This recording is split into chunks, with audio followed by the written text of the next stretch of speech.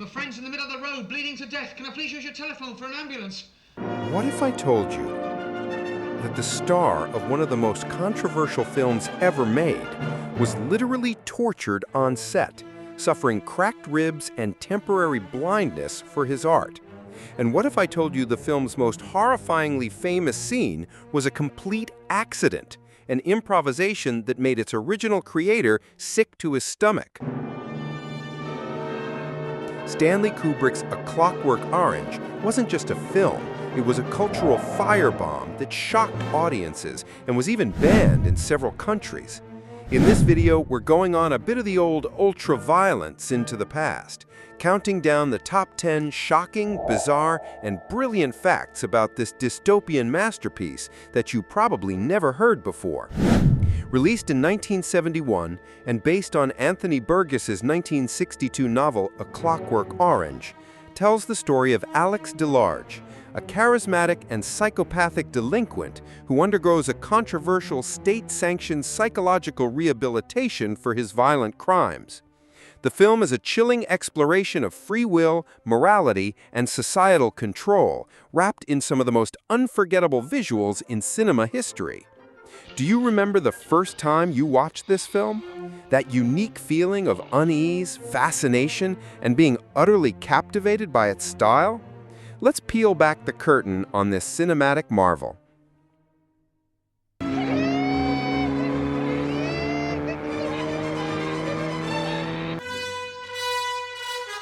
Number 10. The Secret Language of the Droogs. Ever wondered what droog, moloko, or ultraviolence really meant while watching the film? Alex and his friends speak a unique slang called nodsat. This wasn't just random gibberish invented for the movie. It was a calculated linguistic choice by author Anthony Burgess, who created the slang for his novel. The twist? Nodsat is heavily influenced by the Russian language. Droog means friend in Russian, moloko means milk, and horrorshow comes from the Russian word horrorshow, which means good. Burgess masterfully used this Russian-infused slang to create a futuristic, alienating teen culture while subtly tapping into the Cold War anxieties of the era.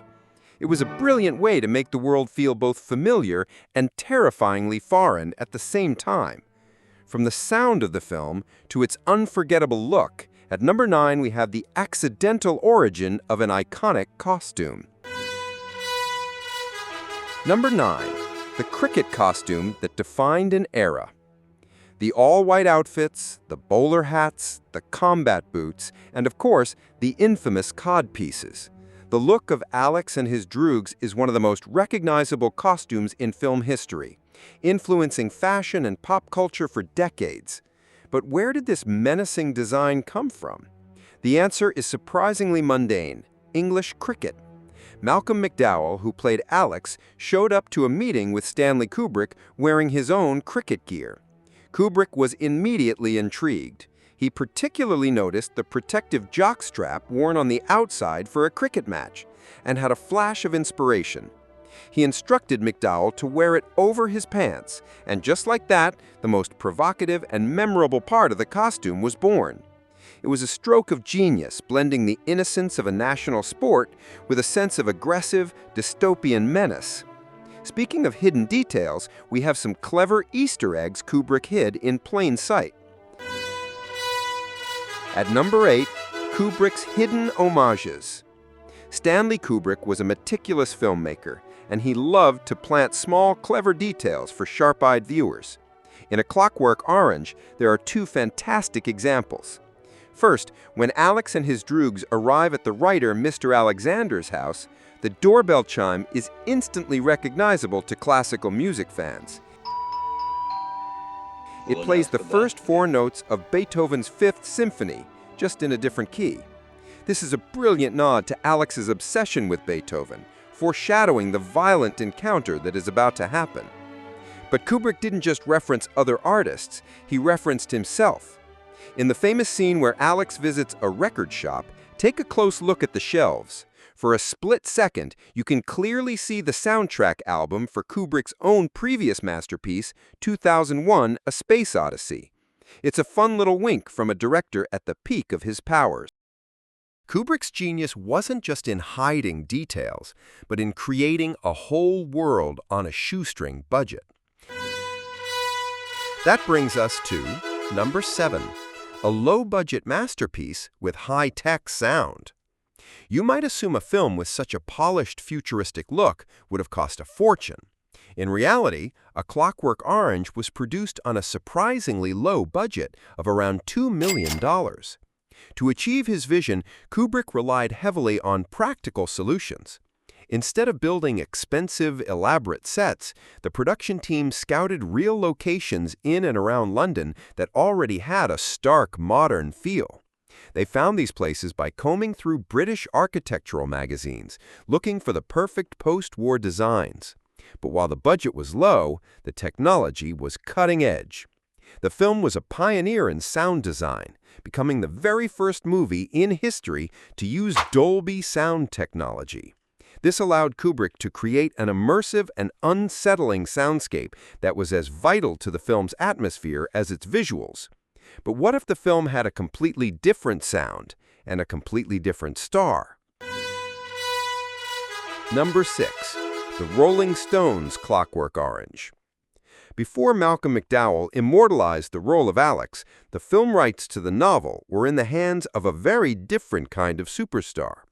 In the 1960s, Mick Jagger, the iconic frontman of the Rolling Stones, acquired the rights to Anthony Burgess's novel for just $500. His plan was to star as Alex DeLarge himself, with the rest of the Rolling Stones playing his gang of Droogs. It's an incredible what-if scenario. Can you imagine Keith Richards as Dim? While the project never materialized and the rights eventually found their way to Kubrick, it's fascinating to think about the gritty, rock-and-roll version of A Clockwork Orange we almost got. Other acclaimed actors like Tim Curry and Jeremy Irons were offered the role of Alex, but turned it down before Kubrick found his perfect leading man. The man who did get the part would become forever linked to it, but the man who wrote the story was far from happy. Number 5. The author's hatred for the film. You'd think having your novel adapted into a cinematic masterpiece by Stanley Kubrick would be a dream come true. For author Anthony Burgess, it was a complicated nightmare. For one, he had sold the film rights for a pittance and saw almost no financial benefit from the movie's massive success. But his main issue was creative. Kubrick's film famously ends with Alex seemingly uncured, his malevolent spirit intact. This ending was faithful to the American version of the book. However, the original British version of the novel contained a final chapter that Kubrick omitted, in which Alex grows up, tires of violence, and chooses to become a productive member of society.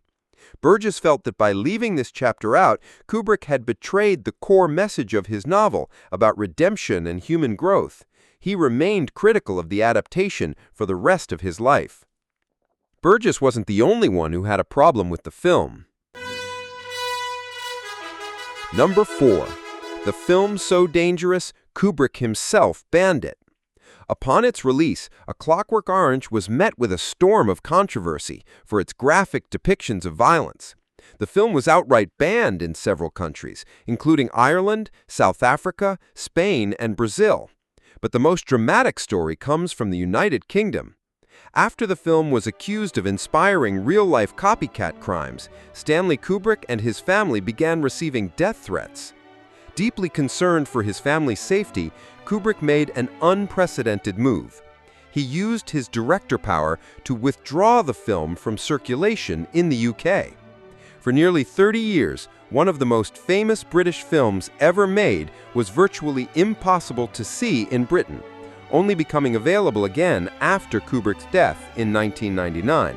It remains a powerful example of a film's perceived ability to impact society. The film's violence felt so real because of its brilliant performances, but its most iconic scene of violence was never even in the script. Number 3. The Singin' in the Rain Improvisation. The scene is infamous. Alex and his Droogs break into a writer's home and commit a horrific assault. Kubrick, a notorious perfectionist, shot the scene over and over, but felt something was missing. The scene felt too conventional. Frustrated, he turned to Malcolm McDowell and asked him if he could dance. McDowell, thinking on his feet, began to belt out the only song he knew the full lyrics to, Singin' in the Rain.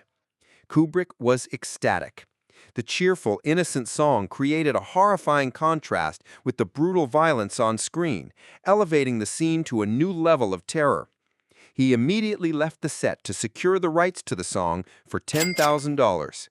The improvisation became legendary, but the song's original star, Gene Kelly, was reportedly furious and deeply upset, refusing to even speak to McDowell when they later met. That scene was psychologically brutal, but the brutality became terrifyingly real for the film's star. Number 2. The real-life injuries of Malcolm McDowell. Malcolm McDowell gave everything to the role of Alex, including his own physical well-being. The on-set injuries he sustained are the stuff of Hollywood legend. For the infamous Ludovico treatment sequence, where Alex's eyes are forced open to watch violent films, a real doctor was on set to administer anesthetic eye drops to prevent his eyes from drying out. But the apparatus was still incredibly painful, and at one point it scratched one of his corneas, leading to temporary blindness. But that wasn't all. During the scene where Alex is beaten on stage to demonstrate his aversion to violence, he suffered several cracked ribs. These weren't fake movie injuries. They were real, painful consequences of Kubrick's relentless pursuit of authenticity, and a testament to McDowell's incredible commitment to the character. We've seen controversy, improvisation, and real-life pain. But we've arrived at number 1, the key that unlocks the entire film, the thing that convinced Kubrick he had found his perfect Alex DeLarge, the golden flicker moment.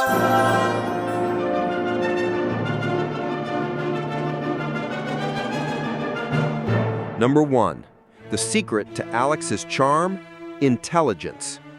Why is Alex DeLarge such an enduring and unsettling character? We despise him for his actions, yet we're drawn in by his narration and charisma. The secret lies in why Stanley Kubrick cast Malcolm McDowell in the first place. It wasn't just for his look or his energy. After seeing McDowell's performance in the film If, Kubrick was struck by one specific, crucial quality. In his own words, Kubrick was impressed by McDowell's ability to exude intelligence on the screen. He believed that for the character of Alex to work, he couldn't just be a mindless thug. He needed to possess vitality, courage, and intelligence mixed with his evil. Kubrick wanted the audience to both identify with Alex's wit and be repulsed by his actions, creating a deep psychological conflict. McDowell's total candor and charm were essential to making Alex a compelling narrator, even as he commits atrocities. This single casting decision, based on the need for on-screen intelligence, is the foundation upon which the entire film's disturbing power is built. It's what makes us accomplices in his story, not just spectators. Do you agree that this is the golden flicker moment?